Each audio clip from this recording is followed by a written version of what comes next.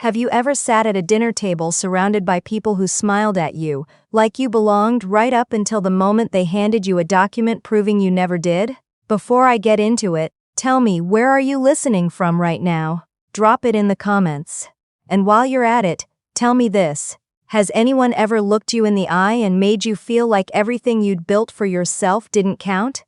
Like you were only as valuable as what you stood to gain from them? Because that's exactly what happened to me.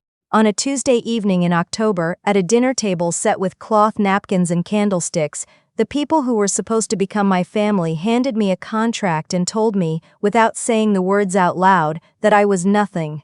I want to tell you what I did next, and I want to tell you what happened after that. Because it took 3 years, a lot of silence, and one phone call I'll never forget, but I got there. My name isn't important right now. What's important is this. I was 31 years old. I owned a small but profitable UX consulting firm I'd built from scratch out of a one-bedroom apartment in Austin, and I was 6 months away from marrying a man I genuinely loved. His name was Fletcher. He was kind, or at least I thought he was. He had soft eyes and a way of listening that made you feel heard, and for a long time I believed that was enough. His family was old money. Not the flashy kind, the quiet kind, the kind that doesn't need to announce itself because it's already sewn into the walls of every room they've ever walked into.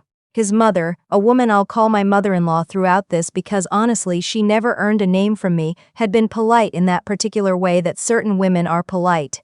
Careful, curated. Every compliment she gave me had a small invisible asterisk attached to it. "You're so driven," she'd say. For someone who started with nothing, I'd smile, I'd nod. I learned early that she was a woman who needed the last word, so I stopped competing for it. Fletcher and I had been together 2 years when he proposed. It was quiet, just the two of us on the back porch of the house we'd been renting together in South Austin, and it was perfect. I called my best friend Simone from the driveway, still crying, and she screamed so loud her dog started barking. That moment felt like the beginning of something. I didn't know it was also the beginning of something else. 3 weeks after the engagement, Fletcher's mother called and invited us to dinner.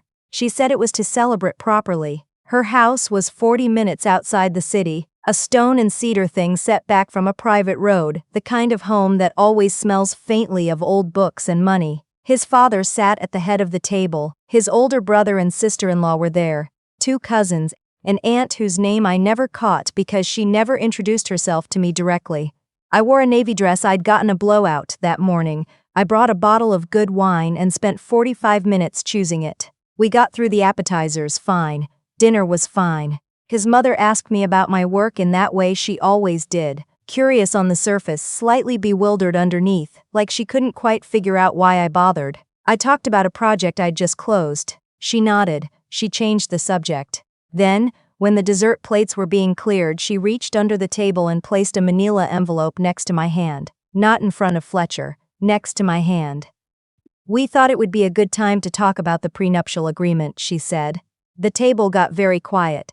I looked at Fletcher. He was looking at his water glass. I looked at the envelope, then I looked back at her. "We had it drawn up by our family attorney," she continued, her voice so calm it almost sounded warm. "It's pretty standard, just making sure the family assets stay protected, you understand." I picked up the envelope. I don't know why. Maybe because the alternative was leaving it sitting there on the tablecloth like an accusation neither of us was acknowledging. "Of course," I said. "I'll take a look." She smiled. The table unfroze. Someone poured more wine. His father made a comment about the weather expected that weekend. His sister-in-law asked me something about wedding venues, and I sat there with that envelope in my lap, my hands folded on top of it, nodding at things I wasn't actually hearing. Fletcher didn't say a word. On the drive home I waited for him to bring it up. He turned the radio on low. I watched the highway lights streak past the window and I counted to 100 in my head. He didn't say anything. "Were you aware of that?" I finally asked. "My mom mentioned they were working on something," he said. "I didn't know it was going to be tonight." "Okay," I said, "it's just standard stuff, babe. To protect the family's business interests. It doesn't have anything to do with us." I didn't answer. We got home. He fell asleep. I sat at the kitchen table under the one light we kept above the sink and I opened the envelope. It was 11 pages, single-spaced. I am not a lawyer, but I've signed enough client contracts and reviewed enough vendor agreements over the years that I know how to read a legal document. I went through it twice. What it said, essentially, was this. I would enter the marriage with no claim to any family assets existing or future. In the event of divorce, I would receive a flat settlement of $20,000, regardless of the length of the marriage or any financial contributions I'd made. Any business interests I held prior to the marriage, my company, would be assessed at current market value and treated as my sole property, but any growth in value during the marriage would be considered jointly subject to reconsideration, which essentially meant it could be contested. There was a clause about children, a clause about inheritance, and a clause, buried on page 8, that waived my right to spousal support under any circumstances. I folded it back up. I made a cup of tea I didn't drink. I sat there until 3 in the morning. Then I called Simone. I know that's a strange time to call someone, but Simone has never once let my calls go to voicemail, not in 12 years of friendship, and she picked up on the second ring. What happened? She said. Not a question. She knew from my voice, I told her. There was a long silence. Did you sign it? She asked. No, I said. Good, she said. Don't sign anything yet, not until you've talked to someone. That was the beginning of what I now think of as my education. I'd been so focused on building my company, on being good at what I did, that I'd never thought much about protecting it. I'd thought about growth, about clients, about cash flow, about margins. I had a business attorney I used for contracts. I had a decent accountant. But I'd never thought about what it would mean to merge my financial life with someone else's, or what the implications of doing that incorrectly might look like years down the line. Simone sent me the name of a family law attorney she'd used for a friend. I called that Monday morning. Her name was Ms. Alderton. She was in her late 50s, small and precise, with reading glasses she kept on a chain around her neck, and a habit of writing things down in a yellow legal pad before she spoke. I liked her immediately. I brought the 11 pages. She read through them slowly, making notes, while I sat across from her and drank bad coffee from a paper cup. This is not standard, she said when she finished. His mother said it was standard. It protects their interests extensively. It gives you almost nothing. And this clause here, she tapped page 8, is the kind of thing that ends marriages ugly, because the spouse who signed it usually has no idea what they've waived until they're in front of a judge. Can I counter? I asked. She looked at me over her glasses. You can do whatever you'd like, she said. You can refuse to sign, you can negotiate, you can offer a counter-proposal that's actually mutual, or you can walk away from the marriage entirely, but what you should not do is sign this as it stands. I asked her what mutual would look like. She showed me. Over the next 6 weeks I met with Ms. Alderton 4 times. What emerged was a counter-proposal, not adversarial, not aggressive, just genuinely balanced. It protected my business interests the same way theirs protected theirs. It included a mutual clause for spousal support, tiered to the length of the marriage. It addressed community property in a way that was fair. It was 12 pages and it was thorough, and when I read through the final version, I felt something I hadn't felt since the dinner table, like myself. I didn't tell Fletcher I was doing it. That might sound strange. But Fletcher had sat next to me at that dinner table and said nothing, and then driven home in silence, and I needed to know, before I brought him any of this, what I was actually dealing with. I found out about 6 weeks in, during a weekend when I was working from home, and Fletcher had gone to help his brother with something at their warehouse. His laptop was open on the coffee table. I know how this part sounds. I wasn't snooping. I was looking for the charging cable, which he borrows and never returns, and I knocked the laptop off the cushion trying to reach behind it, and when it hit the floor, the screen lit up. There was an email thread open. The subject line was his full name, and the sender was his mother. I only read a little. I want to be honest about that. I read enough to understand what I was seeing, and then I put the laptop back. The emails were from before our engagement, before he proposed. They were discussing in fairly direct terms what protections the family needed in place before Fletcher moved forward with me. His mother had concerns about my company, not whether it was succeeding, but about what it might be worth if it continued to grow, and whether that growth would represent exposure for the family. There was a line, and I still remember the exact phrasing because it lived in my chest like a stone for months after. She's an unknown quantity. We need to make sure we're covered before anything becomes permanent. An unknown quantity. I closed my eyes. I sat on the living room floor. I stayed there until I heard his car in the driveway, and then I got up and started dinner. I didn't say anything that night. I kept not saying anything for a while. I've thought about that a lot, why I didn't confront him, why I didn't walk out, why I kept making dinner and going to client meetings and picking up dry cleaning like everything was normal. Part of it was that I needed time to think. Part of it was that I wasn't sure yet what I was dealing with, whether Fletcher was complicit or just passive, whether there was a version of this I could live inside, and part of it, if I'm being honest, was that I had loved him, I hadn't stopped, and grief is slow, but I also quietly started doing some things. I called Ms. Alderton and told her what I'd found. She wasn't surprised, she adjusted the counter-proposal accordingly. I also sat down for the first time seriously with my accountant, a calm, methodical man named Mr. Devonish who has been doing my books since year 2 of the company. I'd been too busy running the business to look at certain numbers the way he'd been nudging me to look at them. The company had grown, more than I'd registered. The contracts I'd closed over the past 2 years, a major enterprise client, a retainer with a healthcare firm, 2 long-term SaaS partnerships, had moved the revenue line into a bracket I hadn't fully processed. You should be thinking about equity structure, Mr. Devonish said. I started thinking about equity structure. Fletcher's mother called me herself in January to ask, very pleasantly, whether I'd had a chance to look over the paperwork. I told her, equally pleasantly, that I was reviewing it with an attorney and would be back in touch. The silence on the other end of that phone call told me everything I needed to know about how that response had landed. Fletcher brought it up that night at dinner. He was calm about it, which bothered me more than if he'd been angry. My mom said you're getting a lawyer involved, he said. I have an attorney reviewing it, yes. That's standard practice when someone hands you an 11-page legal document. It's not, babe, it's not a big deal, it's just to protect my family. I understand that, I said. The counter-proposal I'm having prepared will protect mine. He looked at me for a long moment. You're preparing a counter-proposal, yes, my mother is going to. Fletcher, I said, and I said his name in a way I'd never said it before. Not cold exactly, just clear, like a window you've finally cleaned off. This is what a mutual agreement looks like. If they want protection, so do I. That's not unreasonable. He didn't say anything. He picked up his fork. I brought the counter-proposal to a dinner at his mother's the following March. Just the 3 of us, me, Fletcher, and his mother. His father came in at one point, read the cover page, and left the room. His mother sat across the table from me with the document in her hands and a smile on her face that didn't quite reach her eyes. She paged through it slowly. This is very thorough, she said finally. Miss Alderton is very good at her jobs, I said. Mutual spousal support, she read. Shared community property assessment. Business valuation methodology for both parties' existing assets. She set it down. You've been planning this. I've been protecting myself, I said. The same way you've been protecting your family. Fletcher said nothing. He was sitting to my left and he said nothing.